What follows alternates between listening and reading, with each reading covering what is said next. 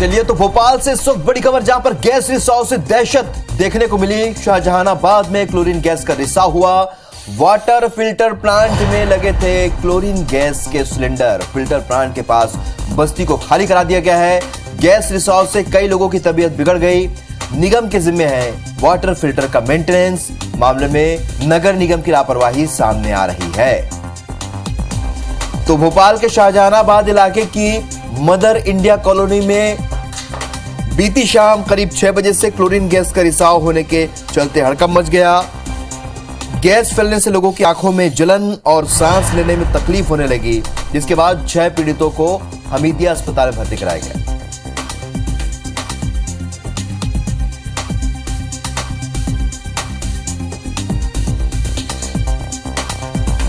Gas का leakage था और क्योंकि 900 लीटर का टैंक होता है, सिलेंडर होता है, उसमें से लीकेज था। पर उसको पानी में डालकर डाइल्यूट करने की जो एक प्रक्रिया है वो चल रही है। कुछ नीचे वाली बस्ती में लोगों को कुछ इरिटेशन हुआ था, वॉमिटिंग हुई थी। लोग हमीदिया हॉस्पिटल में थे, सभी स्टेबल हैं और हम प्लांट भी होके आए। महापौर भी हमारे साथ हैं, अधिकारी, कलेक्टर, कमिश्नर भी थे। एक तो ये सुनिश्चित किया गया है कि अब गैस लीकेज ना हो, क्लोरीन ना निकले, और जो नीचे की बस्ती में है जहाँ ये 6 लोगों को दिक्कत थी, वहाँ से भी लोगों को अलग किया है। स्थिति नियंत्रण में, ऐसी कोई दिक्कत नहीं है। और मैंने कलेक्टर कमिश्नर दोनों से कहा है कि संपूर्ण जो विषय है इसकी जांच कराएं और जो भी दोषी होंगे उन पर कार्रवाई होगी। देखिए, लापरवाही इसलिए नहीं कह सकते कि सिलेंडर लगा हुआ था, सुबह 10 बजे से सिलेंडर लगा था और अचानक लीकेज हुआ है 5 बजे से। जैसे ही 5 बजे से लीकेज हुआ, पता चला, अधिकारियों ने तुरंत उसको पानी में डाला तो उसको रिफ्यूज कर सके और वो व्यवस्था हुई है।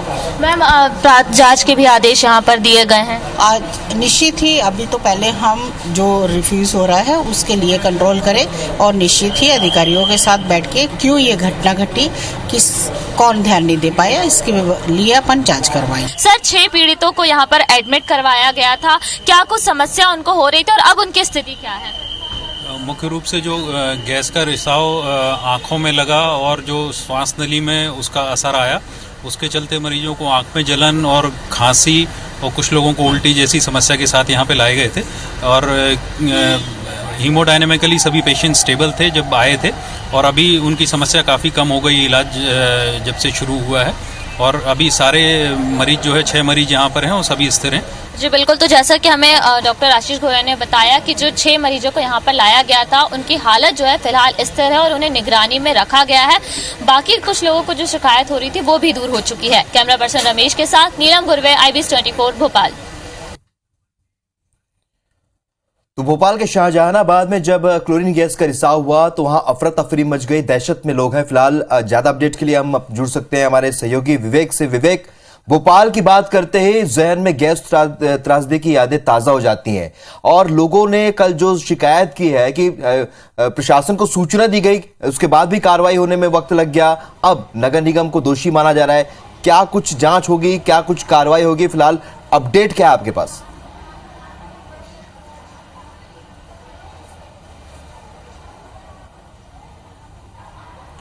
देखिए, फिलहाल जो घायल थे या कह सकते हैं जिनको गैस का ज़्यादा असर हुआ था, उनको हमीदिया अस्पताल में देर रात ही भर्ती कर दिया गया था। उनका उपचार चल रहा है। कल खुद चिकित्सा शिक्षा मंत्री विश्वास सारंग ने हमीदिया अस्पताल पहुंचकर उनसे हालचाल जाना है। उनकी हालत फिलहाल ठीक है, किसी प्रकार का कोई जो है कह सकते हैं कि उनके श्वास में ऐसा कोई वो नहीं है कि कोई ऐसी स्थिति बने। और दूसरी तरफ हम यदि बात करें तो इस पूरी घटना की जांच जो है वो निश्चित तौर पर जिला प्रशासन और नगर निगम अपने स्तर पर करेगा, क्योंकि ये बेहद गंभीर घटना है। और यदि ये गैस का रिसाव धीरे धीरे हो रहा था, यदि ये तेजी से होता तो उस क्षेत्र में वाकई अप्रिय स्थिति बन सकती थी और बड़ी घटना हो सकती थी। और सबसे बड़ी बात यह है कि वाटर फिल्टर प्लांट में क्लोरीन गैस का रिसाव होना ये अपने आप में एक लापरवाही है कि वहाँ का जो निचला अमला है उसने इस पर ध्यान नहीं दिया, तभी इतने बड़े पैमाने पर गैस का रिसाव हुआ और बस्तियों तक वो गैस पहुंच गई और बस्ती को खाली कराने की नौबत आई है। तो अब ये पूरा जांच का विषय, जिला प्रशासन भी इसमें जांच करेगा और खुद नगर निगम भी इसमें जांच करेगा और दोषियों पर कार्रवाई करेगा। लेकिन सबसे बड़ी बात यह है कि इतनी लापरवाही क्यों हुई, क्योंकि जब बता दिया गया था कि यहाँ पर गैस का रिसाव हो रहा है, उसके बाद भी जिला प्रशासन और नगर निगम के लोग काफ़ी देर से वहाँ पर पहुंचे और शाम 6 बजे की घटना में रात 8:30 बजे तक अमला पहुंचता है। ये निश्चित तौर पर जो है कई सारे सवाल खड़े करता है। हालांकि जो है बचाव करते हुए महापौर नजर आई है नगर निगम का और कह रहे हैं कि जो है समय रहते ही सिलेंडर को पानी में डाल दिया गया था। लेकिन इस घटना के पीछे दोषी कौन है, क्यों घटना घटी, घटना के पीछे के कारण क्या है, इसकी जांच होना बेहद जरूरी है। क्योंकि यदि ये घटना बड़ी घटना हो जाती तो कई जो है जिंदगियों पर इसका असर पड़ता। बिल्कुल विवेक, सवाल कई हैं और उस सवाल के जवाब भी ढूंढने होंगे। आखिर प्रशासन किस तरीके से इस पर जांच करता है, किस तरीके से आगे कार्रवाई होती है, यह भी देखना होगा। इस जानकारी के लिए बहुत शुक्रिया विवेक आपका। बढ़ते आगे, रायपुर से इस वक्त एक अहम खबर, जहां पर तेलीबांधा दुर्गानगर इलाके में गौरा गौरी विसर्जन के दौरान 2 गुटों में जमकर बवाल हो गया। तो जिसमें घायल हुए 4 लोगों में से 2 लोगों की हालत गंभीर बनी हुई है। पुलिस ने 11 युवकों के खिलाफ बलवा का केस रजिस्टर किया है और 8 लोगों को गिरफ्तार कर लिया है। पुलिस के मुताबिक श्यामनगर इलाके के कुछ युवकों का अमलीडीह के बीएसयूपी कॉलोनी में रहने वाले लड़कों से विवाद हुआ। उसके बाद श्यामनगर के युवकों ने अपने कुछ दोस्तों को बुलाया और फिर दोनों गुटों में जमकर लाठी डंडे और तलवार चाकू चले, जिससे हिमांशु निहाल और निखिल यादव नाम के युवक को ज्यादा चोटें आई हैं। सभी को इलाज के लिए अस्पताल में भर्ती कराया गया। अपराधी की रिपोर्ट पर थाना तेलीबांधा में अपराध धारा भारतीय दंड विधान की 147, 148, 149, 307 के तहत पंजीबद्ध करके विवेचना में लिया गया। साथ में आरोपी, उसमें 11 आरोपियों में से 8 आरोपियों की गिरफ्तारी हो चुकी है। शेष 3 आरोपियों की तलाश जारी है। चलिए, तो गौरा गौरी विसर्जन के दौरान ये पूरा विवाद सामने आया। स्टार जना मेरे सहयोगी और ज्यादा अपडेट के साथ इस खबर पर लाइव जुड़ रहे हैं। स्टार, जबकि मालूम होता है इस तरह के जो कार्यक्रम होते हैं उस दौरान ये संभावना बनी रहती है कि बलवा हो जाए, मारपीट हो जाए। ऐसे में किस तरीके की चूक थी यहाँ पर? क्या यहाँ पर पुलिस प्रशासन मौजूद नहीं था और आगे क्या कुछ कार्रवाई कर रही पुलिस?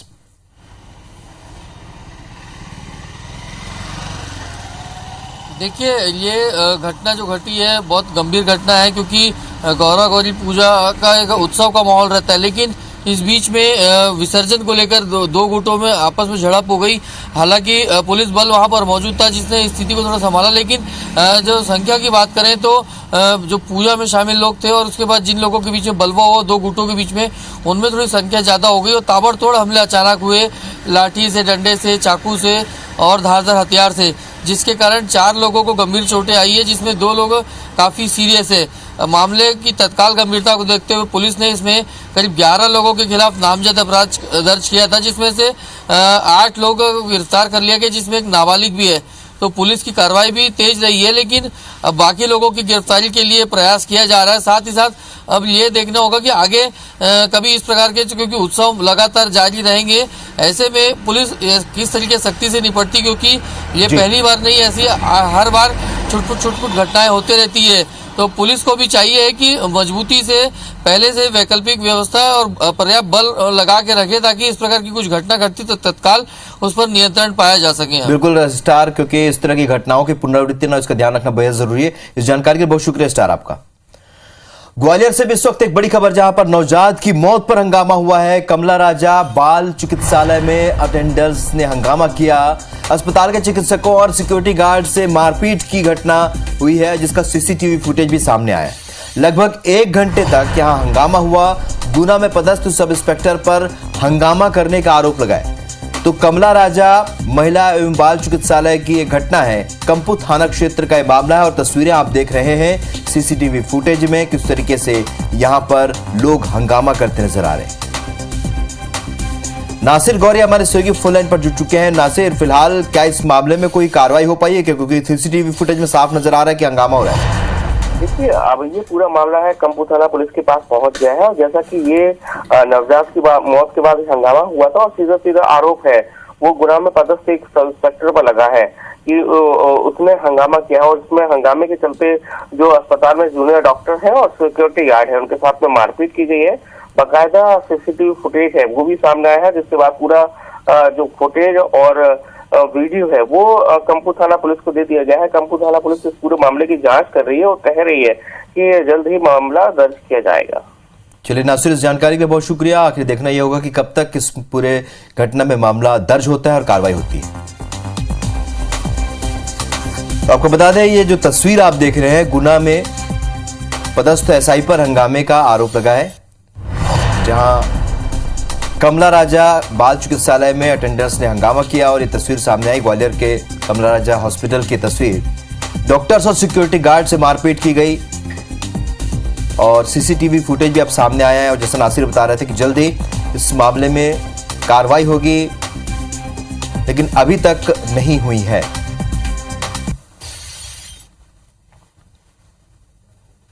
बात ग्वालियर की ही करते हैं, जहां के भीतर वार के गोहिंदा जमीन विवाद मामले में बुधवार को कलेक्ट्रेट कार्यालय में दोनों पक्षों को बुलाया गया और इस दौरान जाटव समाज का नेतृत्व कर रही पूर्व मंत्री इमरती देवी भी मौजूद रही।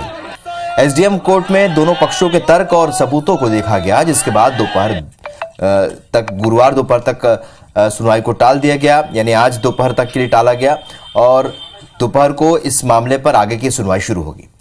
राउत समाज की ओर से दावा किया गया है कि उन्होंने एसडीएम कोर्ट में जमीन की रजिस्ट्री, खसरे की जानकारी, किसान किताब समेत तत्कालीन कलेक्टर के साथ 2014 में जारी की गई जमीन खरीदने की अनुमति दस्तावेजों को भी पेश किया गया। मामले में पूर्व मंत्री इमरती देवी कुछ भी कहने से बचती नजर आई।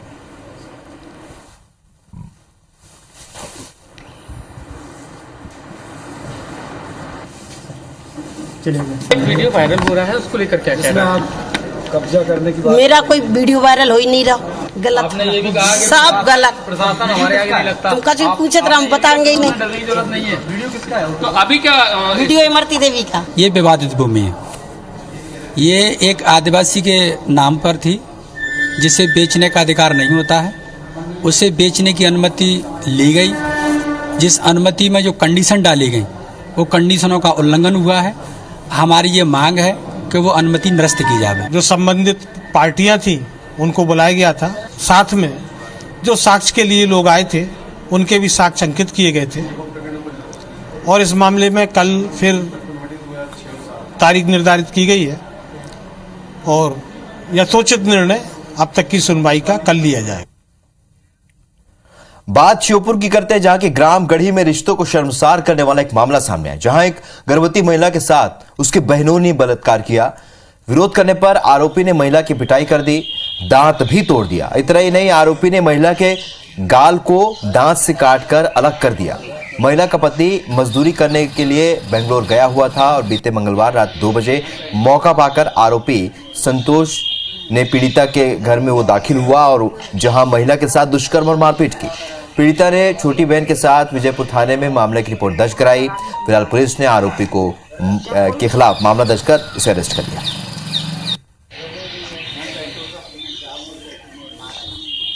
हरियादिया निवासी गढ़ी की है, जिसने रिपोर्ट की है कि उसका देवर या उसका जीजाजी करके कोई उसका रिलेटिव है, जिसने रात में 2 बजे के आसपास घर में घुस के उसके साथ जबरदस्ती बलात्कार किया और उसको शारीरिक चोट भी पहुंचाई है, जिसमें अपराध कायम किया गया है और पीड़िता को मेडिकल के लिए और 164 के कथन के लिए न्यायालय श्योपुर भेजा गया है।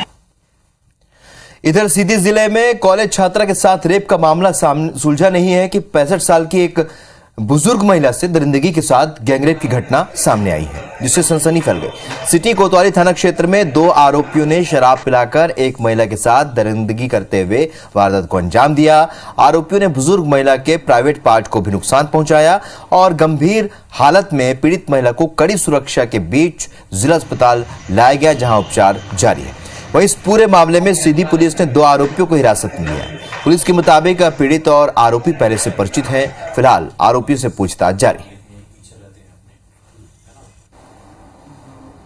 65 वर्षीय जो महिला है उसके साथ में जो है रेप की घटनाक्रम आई, जिसमें 2 आरोपियों के बारे में जानकारी प्राप्त हुई थी। पुलिस के द्वारा तत्काल इस पर कार्रवाई करते हुए दोनों आरोपी को इसमें हिरासत में लेते हुए इसमें जो है अग्रिम जो विवेचना की जा रही है। ऐसे मित्र और एक दूसरे को परिचित भी थे, लेकिन जैसा कि यह पूरा प्रकरण अभी विवेचना में है और विवेचना में जो आए तथ्य उन तथ्यों के आधार पर इस पर जो है अग्रिम कार्रवाई की जाएगी। देश की आंतरिक सुरक्षा के मद्देनजर आज से 2 दिन दिल्ली में बैठक होगी जिसमें छत्तीसगढ़ के गृह मंत्री और डीजीपी भी शामिल होंगे। इस मुद्दे पर अब प्रदेश में सियासत भी तेज हो गई है।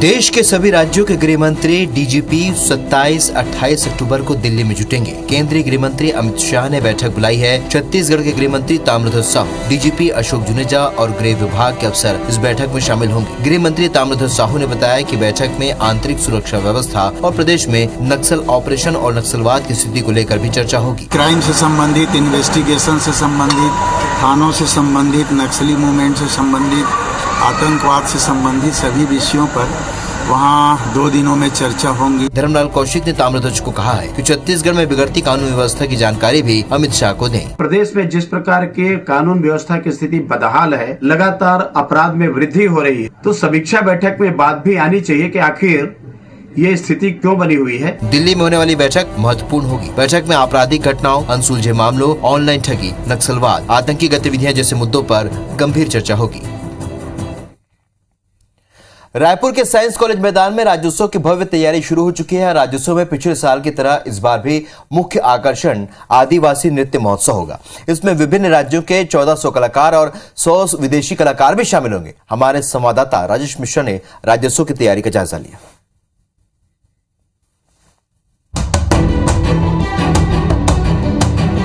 राजधानी में राज्योत्सव की तैयारी जोर शोर से शुरू हो चुकी है। अभी हम साइंस कॉलेज मैदान में खड़े हैं।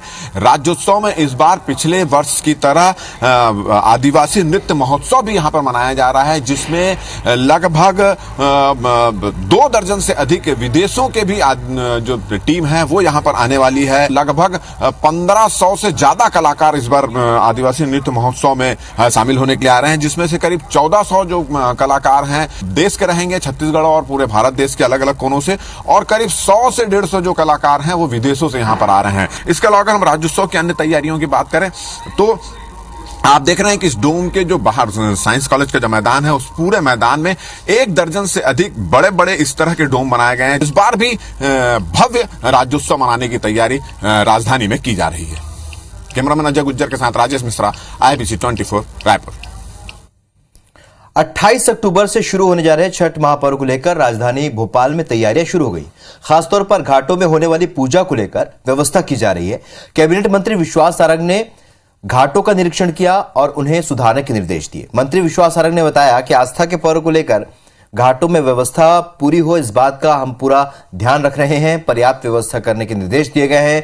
साथ ही इस बार घाटों के पास अस्थायी वॉशरूम की भी व्यवस्था की जाएगी ताकि पूजा करने आने वाली माताओं बहनों को परेशानी न हो। निरीक्षण के दौरान भोपाल की महापौर मालती राय भी मौजूद रहीं। बता दें कि 28 अक्टूबर को नहाय खाए के साथ ही छठ पर्व की शुरुआत हो जाएगी। 29 अक्टूबर को खरना, 30 अक्टूबर को डूबते सूर्य को और 31 अक्टूबर को उगते सूर्य को अर्घ्य दिया जाएगा। पूजा के जो घाट हैं उनका निरीक्षण किया और छठ घाटों पर टेम्परेरी टॉयलेट बनाने के भी निर्देश दिए हैं, क्योंकि हमारी माताएं बहनें इसमें भाग लेती हैं और उनको किसी भी तरह की कोई दिक्कत ना आए, इसके भी निर्देश दिए। भोपाल के 160 साल पुरानी मोती मस्जिद की मीनार से कलश चोरी हुआ था। आरोपी चोर को पुलिस ने बिहार नेपाल बॉर्डर से गिरफ्तार किया। पुलिस ने बताया कि आरोपी अंजार ने कलश को सेंटर लाइब्रेरी के पास नाले में छुपा दिया था। आरोपी नशे का आदी है। अंजार को लगा कि कलश सोने का है, लालच में आकर उसने चोरी की। फिलहाल आरोपी से पुलिस आगे की पूछताछ कर रही है। मामले में और भी लोगों के शामिल होने की आशंका है।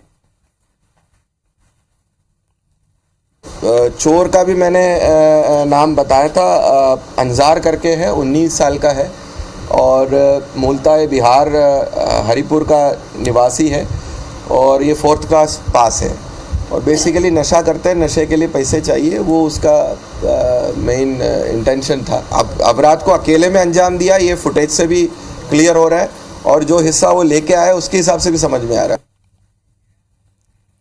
गोवंश के लिए खतरा बने लंपी वायरस से बचाव का टीका अब तक वैज्ञानिक नहीं बना पाए हैं, लेकिन जबलपुर में वेटनरी विभाग के एक प्रयोग ने हजारों गायों की जान बचा ली है। दरअसल जबलपुर में लंपी वायरस के लक्षणों से पीड़ित गायों को जब बकरी को होने वाली इसी तरह की बीमारी का टीका लगाया गया तो नतीजे अच्छे मिले।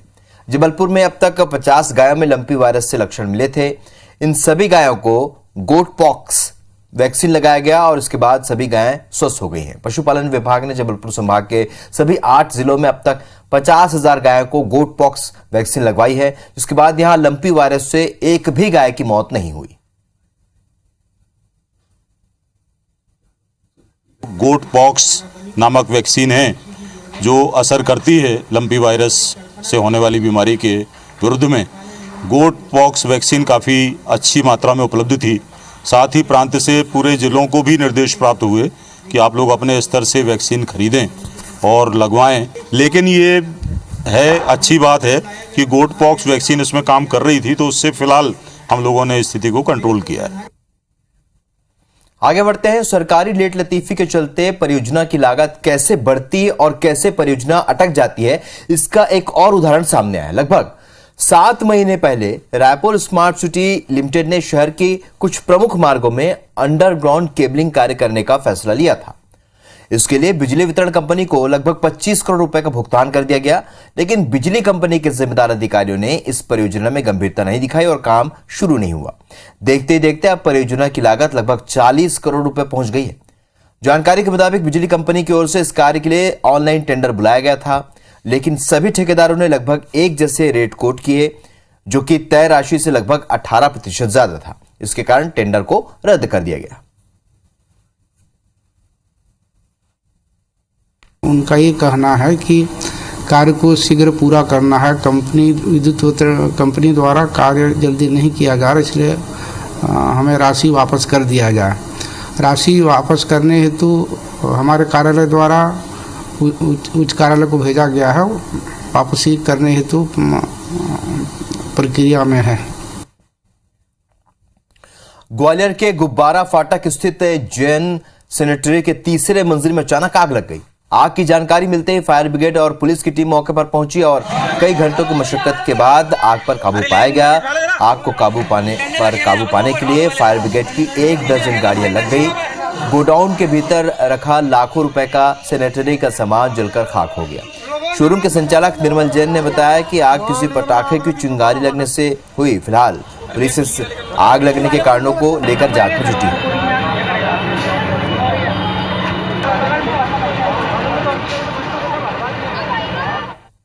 2-4 लाख रुपए तो है भी मामूली बात हो तो। सैनिटरी का काम था? हाँ, सैनिटरी का काम। मतलब किसकी थी इस दुकान सैनिटरी की? अपनी है। क्या नाम है? सोन दीपक जैन। अच्छा, तो क्या मतलब मुझे पता चलता है आग कैसे लगी, क्या हुआ? तो पटाखे से लगी है बस। अच्छा, चोरी करने से नहीं है। अच्छा, पटाखे से लगी है। तो अभी क्या मतलब फायर ब्रिगेड गाड़ी ने आग को बुझाया, कैसे क्या प्रयास कर रहे हैं, वो कोशिश कर रहे हैं, अभी बुझी नहीं है। शिवजी प्रसाद के पीछे उसमें सैनिटरी के गोदाम में आग है। मैंने एक तत्काल बाड़ा की गाड़ी और एक अपनी गाड़ी स्टेडियम की गाड़ी लेके तत्काल जहाँ आया और जहाँ देखा तो ऊपर भयानक आग है। आग की कैजुअलिटी लाइक कुछ है नहीं है, पब्लिक को नीचे उतार लिया गया है और बाकी गाड़ियाँ मेरी आ रही है, काम कर रही है। अभी सूचना मिली है यहाँ दिलसी नाले में सैनिटरी की दुकान है, उसके कुछ ऊपर के गोदाम में आग लगी है। फायर ब्रिगेड आ गई है और बुझाने का काम चालू हो गया। कांग्रेस के नए अध्यक्ष की ताजपोशी के बाद पार्टी के सभी कार्यकारिणी को भंग कर दिया गया है। लिहाजा अब पुनिया के छत्तीसगढ़ दौरे पर भी संशय बरकरार। आखिरकार कांग्रेस को 65वां राष्ट्रीय अध्यक्ष मिल गया। अहम बात यह कि 24 साल बाद गैर गांधी परिवार से कोई अध्यक्ष बना। इसके साथ ही मल्लिकार्जुन खड़गे ने एक इतिहास और भी रचा। खड़गे सोनिया गांधी के बाद सबसे ज्यादा मतों से जीत हासिल करने वाले अध्यक्ष बने। खड़गे को जीत का प्रमाण पत्र सौंप दिया गया। कांग्रेस की विचारधारा भारत के संविधान की विचारधारा है और करोड़ों देशवासी उसमें दिल से यकीन करते हैं। पदभार ग्रहण करने के बाद पुरानी कार्यकारिणी को भंग कर दिया है। CWC मेंबर, महासचिव और प्रदेश प्रभारियों ने अपना इस्तीफा सौंप दिया है और इसके बाद 27 अक्टूबर से होने वाले PL पुनिया के छत्तीसगढ़ दौरे पर भी संशय। सबका इस्तीफा हो जाता, अपने आप की कमेटियां भंग हो जाती है, अध्यक्ष फिर नए कार्यकारिणी गठन करते हैं। खड़गे की ताजपोशी में सोनिया, राहुल, प्रियंका गांधी के साथ CM भूपेश बघेल, प्रदेश अध्यक्ष मोहन मरकाम भी मौजूद रहे। चलिए तो सुबह 7 बजे की खबरों में फिलहाल इतना ही, लेकिन आगे छत्तीसगढ़ी भाषा में देखिए छत्तीसगढ़ी बुलेटिन हमर बानी हमर गोठ। नमस्कार।